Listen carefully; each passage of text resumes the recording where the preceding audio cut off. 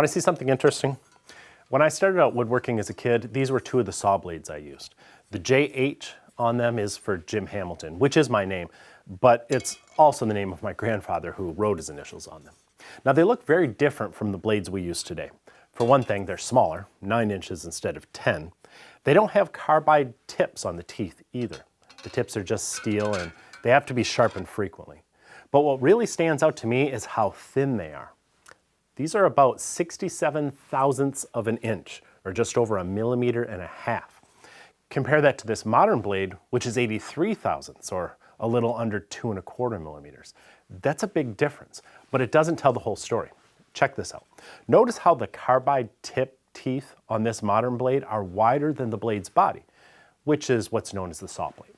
That causes the blade to cut a wider kerf through the wood than the actual thickness of the blade. The kerf that this blade creates is about 1/8 of an inch wide. This blade, on the other hand, is just stamped from steel. Its teeth are no wider than its plate, so it will cut a kerf no wider than the blade is thick. That can cause binding in thicker wood and it can lead to dangerous kickback. So this blade really shouldn't be used to cut anything thicker than about 1 inch. The other blade I have solved that problem by setting or bending the teeth to the side, alternating left and right, much like an old handsaw. The effect is that this blade cuts a kerf that's slightly wider than the thickness of its plate, about 3/32 of an inch or 2.25 millimeters. That reduces the chance of binding and kickback, and it keeps it cooler so it will stay sharp longer, at least as long as a steel tooth blade can stay sharp. I didn't know the difference at the time, but these are two examples of what was a relatively new technology back in the 80s, thin kerf saw blades. Back then, we didn't give much thought to blade thickness. We just bought what they had on the shelf at Sears. But nowadays, like anything else, people love to argue the pros and cons of blade thicknesses. And there is a lot of misinformation out there, including whether you should be using thin kerf blades at all, and whether the wrong blade choice can actually make your table saw dangerous. In this video, I'm going to try and apply some logic to the conversation, but I warn you, some of you will not like what I'm going to say. But hear me out. My opinions are based on experience. First, let me come right out and say it. I think thin kerf blades are way overhyped these days. It seems like everyone is buying them, whether they need it or not, and in many cases, I think it can be a mistake. The reason they're so popular is mostly because a lot of table saws have small motors that struggle to make cuts without bogging down. Since thin kerf blades are about 25% thinner than full thickness ones, they remove less wood from the kerf and theoretically require 25% less power. But this is where the arguments usually start online. Some say if you have a low-powered saw, you should simply slow down your feed rate to compensate. And it is true. If you feel the saw bogging down, slowing the feed will help. But it's also a good way to build up excessive heat, which can cause scorching and blade marks on the wood. You may get through it, but crappy cuts lead to crappy projects. So is a thin kerf blade the answer? While they can help you cut faster and stay cooler, the blade's thinner body will be more prone to distortion and vibration, especially under the extreme forces that blades endure when cutting through hard and thick materials, or when those forces are applied unevenly, such as when you're trimming a thin strip from the edge of a wider board. You're going to see a lot more blade marks in many cases. Interestingly, this old Craftsman blade attempted to remedy that by beefing up the center. Some manufacturers today make separate discs that you can mount next to your blade on the arbor to try to stabilize the thin blades. In my experience, these help a little, but they also reduce the depth of the cut you can make. And thin kerf blades can still suffer from the effects of heat buildup.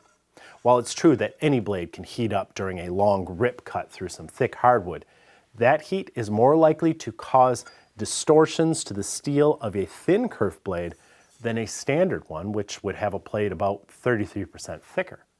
That heat distortion may be very minor, but it doesn't take much to compromise the quality of the cut.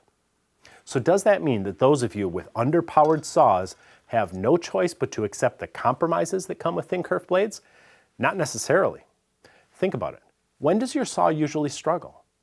It probably does fine most of the time when you're cutting 3/4 inch material. It's most likely getting bogged down when you're ripping thicker materials like construction lumber or harder materials like oak. You could solve that problem in a different way. This is a rip blade. It creates a full width kerf, but it has fewer teeth and wider gullets between them to cut much more efficiently. This blade will solve much of the bogging down problems many saws have, but it's designed only for cutting with the grain. Its teeth are not designed to cut across the grain as cleanly, and therein lies the problem. Most people simply do not want to change their blade when their saw starts to struggle. They want one blade for all cuts, regardless of grain direction, the thickness or hardness of the material, or the power of their saw. That's why so many thin kerf blades are sold today. They're convenient, even if they don't always produce the best results. And convenience is a legitimate factor. I'm not saying you should not use a thin kerf blade. There are some situations where one makes sense, and if it works for you, that's all that counts. But don't think that you have to get one just because the internet says you should be using one. A lot of folks just repeat what they hear without really knowing the facts that can only come with actual experience. While some pros do use thin kerf blades, and more power to them, most find that they're able to use a full kerf 40 or 50 tooth combination blade for most cuts, even with an underpowered saw. And when they have to make heavier cuts that might bog the motor down, then they switch to a full kerf 24 tooth blade. The benefits of that strategy include less vibration and distortion, which results in cleaner cuts with fewer blade and scorch marks, tighter glue seams and joinery, less sanding, and simpler math. For example, it's easier to account for a full 1/8 inch wide kerf when you're calculating how many parts you can cut from a larger piece of material like plywood. Or you can cut a dado, maybe a 1/4 inch with 2 passes of an 1/8 inch full kerf blade. There are a lot of reasons to use full kerf blades if you can. But what about safety? Some people argue that full kerf blades can actually make your saw more dangerous, and this is a subject worth discussion. The idea comes from a misunderstanding of splitters and riving knives. Put simply, kickbacks usually happen when the kerf closes or pinches against the back of your saw blade. That causes it to catch and lift the wood up off the saw and shoot it back towards you. If your hand is nearby, it can be pulled along with the workpiece over the top of the blade. This is how many amputations occur. A splitter or riving knife is a thin strip of metal, either as part of the blade guard, like this one, or as an accessory that can be installed if you have to remove the guard. And this protects the back of the blade. Basically, the wood will pinch against the metal strip instead of the blade itself. Many people believe that a splitter or riving knife can only work if its thickness exactly matches the kerf that the blade is going to cut. This is further confused by conflicting information from saw manufacturers. For example, some companies sell thin kerf and full kerf riving knives, which implies that you need to match it to the blade you're using. But they don't offer separate thin kerf and full kerf splitters for their blade guards, which is what you should be using for most of your cuts.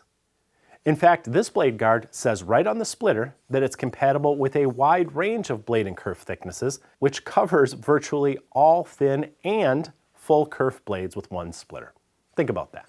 If one size fits all for the blade guard splitter, wouldn't one size fit all for the riving knife too?